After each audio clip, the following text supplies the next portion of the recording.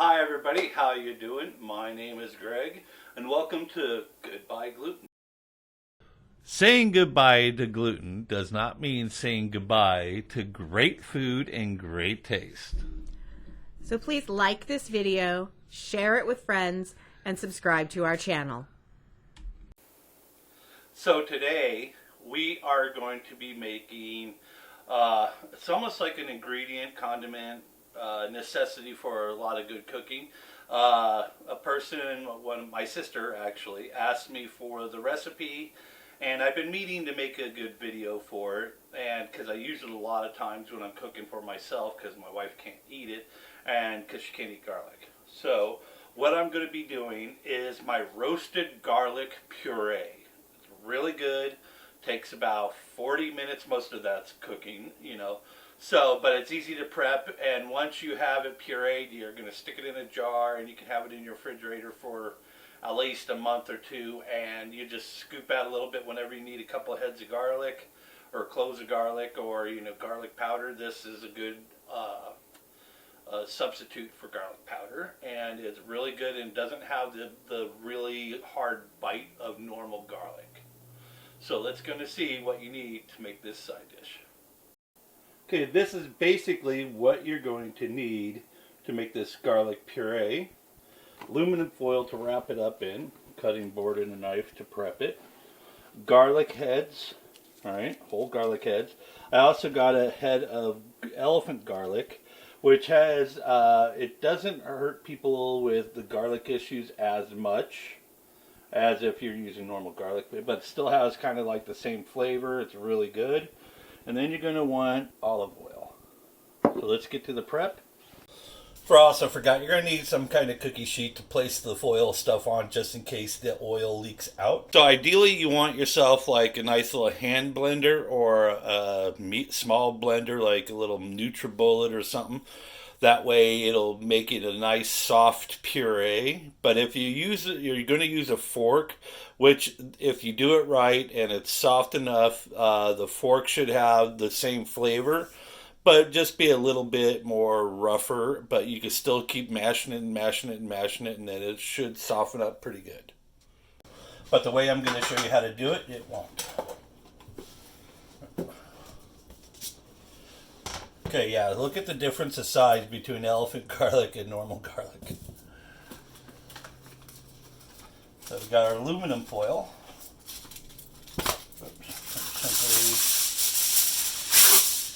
Simply grab a sheet like that, put it aside. Now you want your knife to be pretty sharp, and all we're going to do is cut the very top part of the head off. This way we can expose most of the garlic. Okay.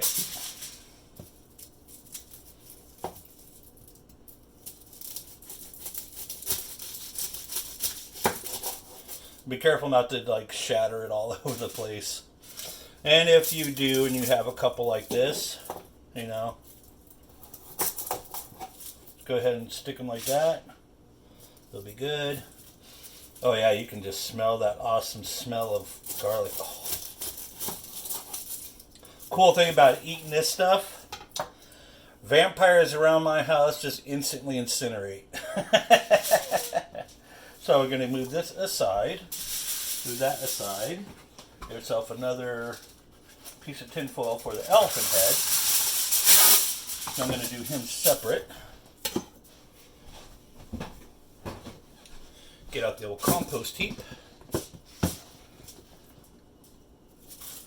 Now, if you have pigs, feed that stuff to your pigs. They'll love it. Okay.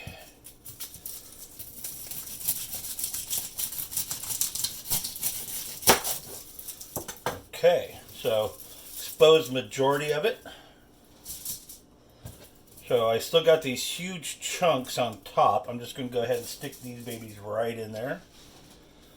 Move this to the side. I'm just going to fold it from the bottom up. Okay. Hope you guys can see that. Yeah. Okay. And I'm going to just take my olive oil. I'm just going to drizzle about 2 to 3 tablespoons right into the crevices.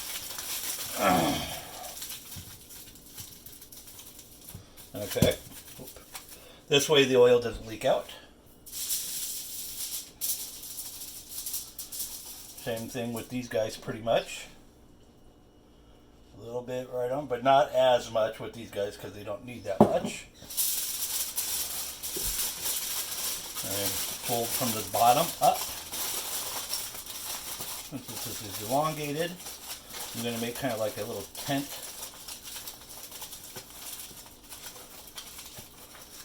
Okay. I'm going to stick these babies right here and we'll put them in the oven. So you want to preheat your oven to about 400 degrees. I'm using a small Cuisinart toaster oven because I don't need to heat up my entire oven.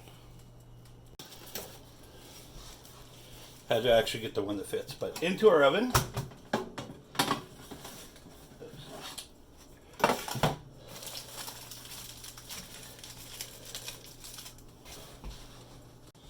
Okay, into the oven.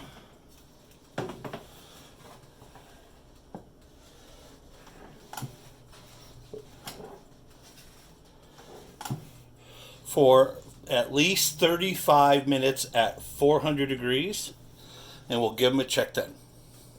Now we're going to just pull these babies out of the oven. And I'm going to just let them sit here and cool for about 10 minutes. Then we'll be able to manipulate them without burning ourselves. And if you listen, you can hear them still boiling inside. Okay, so we got our garlic out. It's been cooled. If you guys can see, I mean, it's like this one piece came out. If you look at it, it's all really squishy. That's what we want to see. Now let's check our elephant garlic. Oh yeah, it just is coming right out. And yeah, if you look at it, nice, squishy, soft.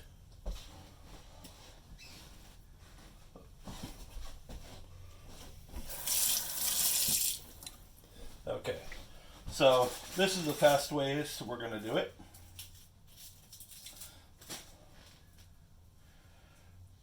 Now most of it should just come right out of their little wrappers, as I like to call them. And it goes pretty quick. And you can literally, you can literally squish it, as you see, and it just squirts right out.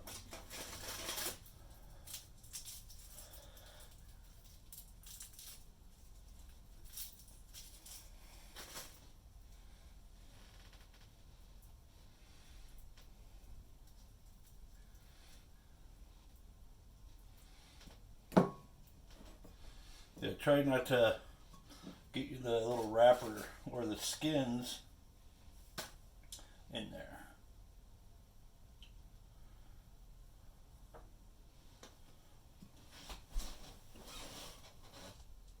Okay, now like right here, as you see, certain parts got a little closer to the coils. So if you want to put them in a normal oven, you can, and this will eliminate that completely. But if you got a tall toaster oven, this shouldn't be a problem. We got a small Cuisinart toaster oven where the dials are on the top. So that means the oven is actually really small and the coils are really close to the food. Ideally, it's mostly for like cooking pizzas and stuff like that. So you can either eliminate those chunks or add them in there and puree, and it'll actually give you a nice little smoky flavor. Now, one of the main reasons why I like using elephant head garlic for this is because it's so much easier, and also, well, I'll tell you, the flavor is way better.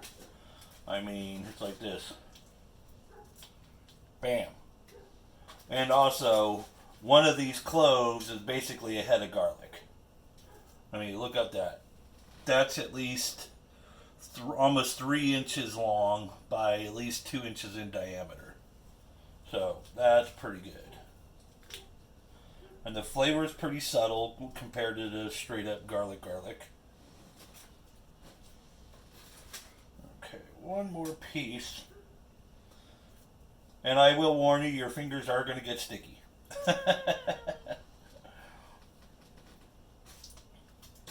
Okay, I'm pretty sure we got them all. Whoop, one little piece just eluded me. Where'd it go? That's a burnt one. There's a piece. So, like I said, if you did it right, basically all you have to do is just squirt them out.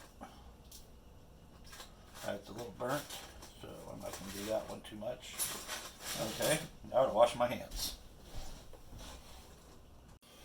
Okay, so I got myself a pint jar because this is going to fill it up somewhat.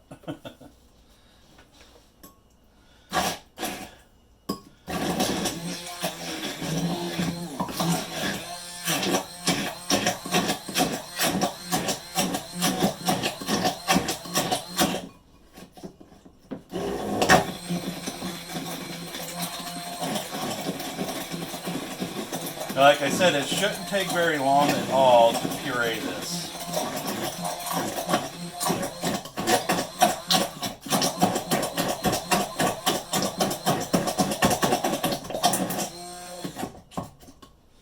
Oh my God, that smells so good. Detach. So I just want to show you how smooth this looking. Right, look at that. It's like, better. Oh my God, it's so good. Now, if you want, you can add a little olive oil to it, add a little salt, but I'm straight up leaving it as it is. This way I can add it to my sauces, my stir-fry dishes, all that sort of stuff.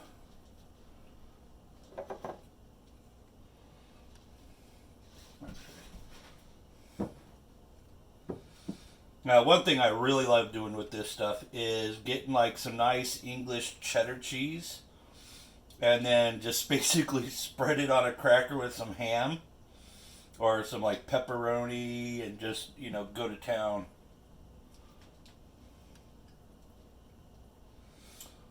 And like this stuff is so smooth, it's insane. I mean, literally, I could use this as to smear it on like butter. It's that smooth and yummy and easy. Make sure I get every little goodness little piece of this. Okay, whoop. I mean, just look at that. I mean, I could just smear it and there's no clumps. I mean, if you guys had a smell-o-vision, this would be heaven. Unless you have like, you know, some family members like mine that are like, garlic is a no-go. And I could literally drive them out of rooms with this stuff. Okay, like I said, this is like super spreadable. I'm just going to show you how spreadable it is. I mean, just look at that. It just spreads on smooth. Take my little self a little prosciutto. And a small piece of cheddar cheese on top of that, and oh my gosh, so delectable.